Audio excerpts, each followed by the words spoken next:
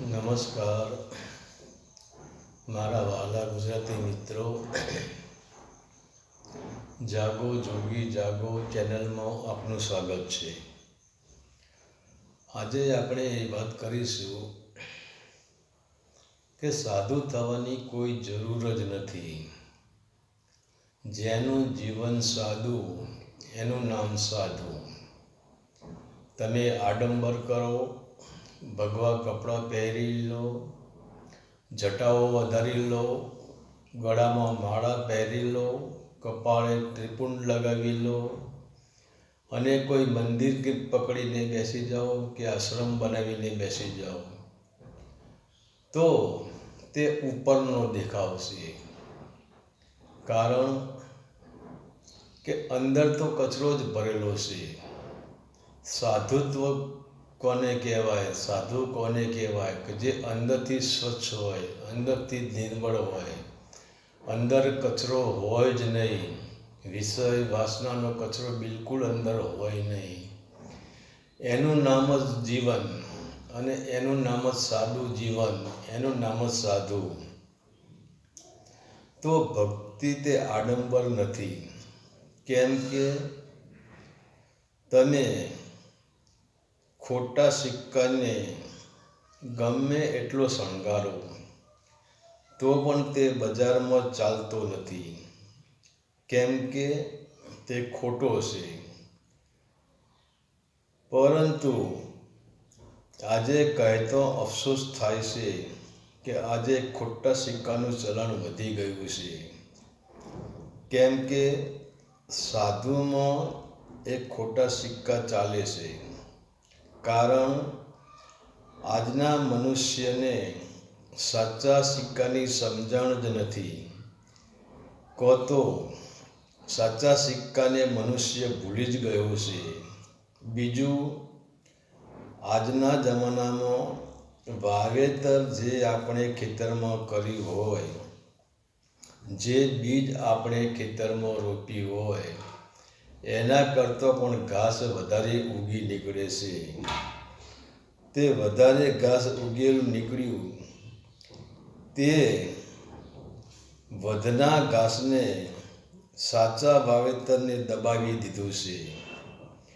તેવી જ રીતે આજે ભક્તિનું બીજ, ભક્તિનું વાવેતર દબાઈ ગયું છે અને ખોટું ઘાસ એટલું બધું વધી ગયું છે. મતલબ પાખંડ એટલું બધું વધી ગયું છે કે સાચી ભક્તિ દબાઈ ગઈ છે અને તે શણગારેલા સિક્કા ચારે બાજુ ચાલી રહ્યા છે. પરંતુ આ સિક્કા સંસારના માણસોને છેતરી શકે છે, પરંતુ ભગવાનને નથી છેતરી શકતા. કેમ કે કુદરત કે ઘેર દેર હૈ મગર અંધેર નહીં હૈ. એક રત્તી ભરનો હિસાબ કુદરતને ત્યાં હોય છે. તમે કેટલા સાચા છો, તમે કેટલા જૂઠા છો, ઠીક છે. જગતને આપણે બેવકૂફ બનાવી શકીએ છીએ, જગતના માણસોને બેવકૂફ બનાવી શકીએ છીએ, પરંતુ પ્રકૃતિને, કુદરતને અથવા આપણે ભગવાનને બેવકૂફ બનાવી શકતા નથી. તો આપણે ભગવાનને છેતરી શકતા નથી.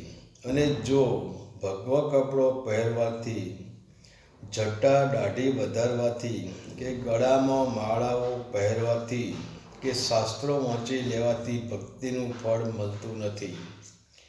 એટલે તમને આડંબર કરીને સાધુ થવાની જરૂર નથી.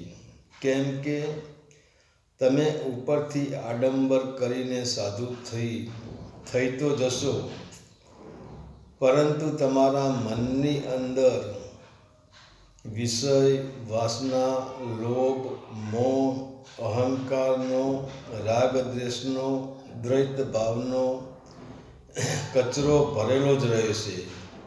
કેમ કે કપડાં બદલવાથી કચરો બહાર નીકળતો નથી, પરંતુ સાચો સાધુ તો એ જ છે કે જે પોતાના અંદરથી વિષય વાસનાનો કચરો બહાર કાઢે.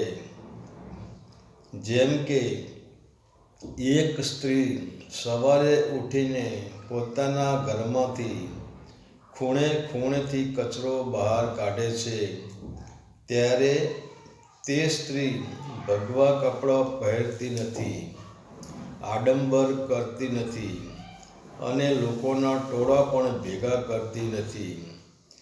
તે ભક્તિ માટે સાધુ થવાની જરૂર નથી, પરંતુ સીધું થવાની જરૂર છે. સાધુ થવાની કોઈ જરૂર નથી, કારણ કે માણસ અંદરથી કાળો, જેમ આપણે જોઈએ કે બગલો ઉપર ધોળો હોય અને એ તળાવ વચ્ચે ધ્યાન ધરીને ઊભો રહ્યો હોય તો એને સાધુ ના માની લેવો, કે એનું ધ્યાન છે એ માછલીમાં છે. ક્યારે માછલી ઝપટમાં આવે અને ક્યારે હું મારા મુખમાં લઈ લઉં. તો સાધુ એને જ કહેવાય કે જેનું જીવન સાદું, જેની પાસે આડંબર નથી, જેના હૃદય સાફ છે, જેનું મન સાફ છે, જેની કુંડલીની જાગૃતિ પુરુષ છે અને જેની અંદર પ્રેમ, લોક કલ્યાણની ભાવનાઓ પડેલી છે, જેની અંદર લોક જાગૃતિ માટે શું કરવું એવા પ્રયાસો થઈ રહ્યા છે. લોકોને જાગૃત કેવી રીતે કરવા, મતલબ જેની અંદર નિસ્વાર્થ ભક્તિ છે, એનું નામ સાધુ. હરિ ઓમ તત્સત. આદેશ નામ પ્રણામ.